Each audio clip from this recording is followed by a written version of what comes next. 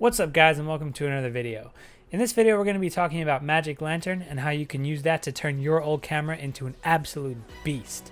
So without further ado, let's get right into that. Before we get into installing it, I just want to let you know that the website does say Magic Lantern has a slight chance to brick your camera. Now, I haven't heard of anyone doing that, so I'm not sure if it will, but I just want to let you know that there is that chance and that I won't take any responsibility if that happens to your camera, so proceed at your own risk. Alright, so first things first, we're going to want to make sure that our dial is turned to manual mode, and we're going to turn on our camera, go to the menu, and go to this last spanner dial, and check what our firmware version is. So we have firmware version 1.02, as you can see there. So, now that we figured that out, you're going to want to back up everything you have on your memory card.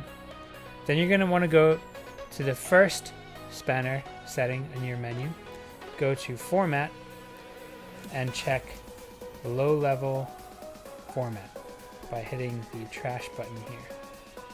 So now that we have Low Level Format selected, we press OK.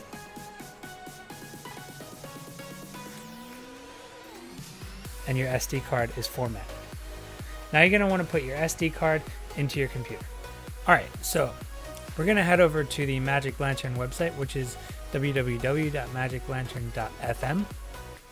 And now that we're here, we're going to go to Downloads and Nightly Builds.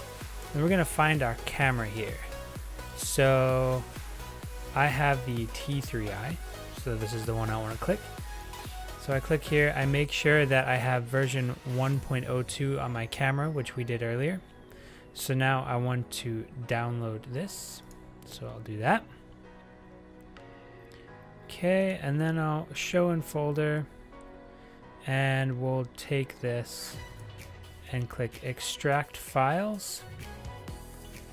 Then we'll go to our memory card, click on that, and OK. And this will extract it to the root of our memory card. So now if we go to our memory card here, we can see that we have ML in the root of our memory card. Now you do need a card reader for this. You can't plug your camera straight into the computer. So right now I have my SD card in a card reader and a USB slot in my computer. So now that we have that in there, we can eject the card and we'll head into the camera now. Alright, now that we've got our card back in our camera, we're going to turn it on. Make sure that we're in manual mode up here. And we're going to go to menu. We're going to go over into firmware version and click update. And then we just let this do what it needs to do.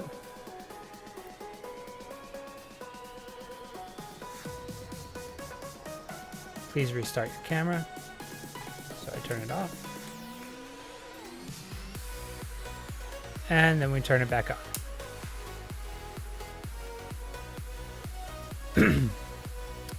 Alright, now we just want to press menu.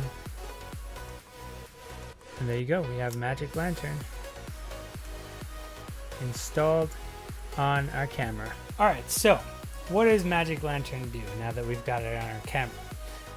The thing that I was most excited about when I saw it was that it allows me to have focus peaking, which means it shows little pixels around what's in focus.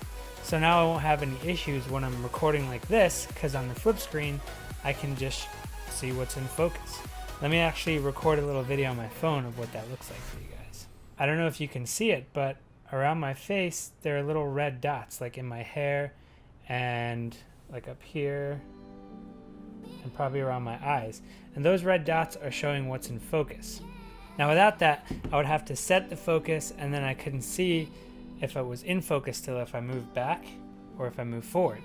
And now if I go out of focus, I can see I have no red dots around my face at all, and that's out of focus. So then I can just tune it in while looking at the screen, and boom, I'm in focus again.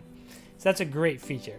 And another feature that I really wanted was the zebra striping, which has little stripes across what's overexposed. It'll show me if a certain area of my image is overexposed and I need to adjust exposure for that.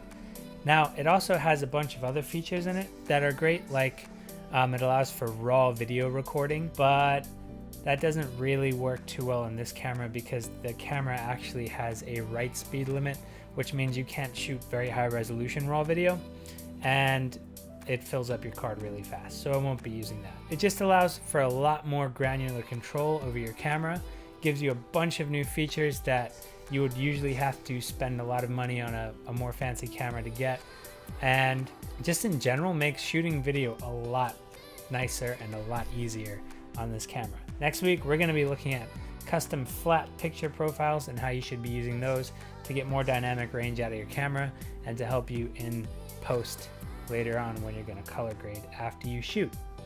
So that's it for this week. Hope you guys enjoyed. Leave a like if you liked it, dislike if you didn't, subscribe to see more content like this, and I'll see you next week.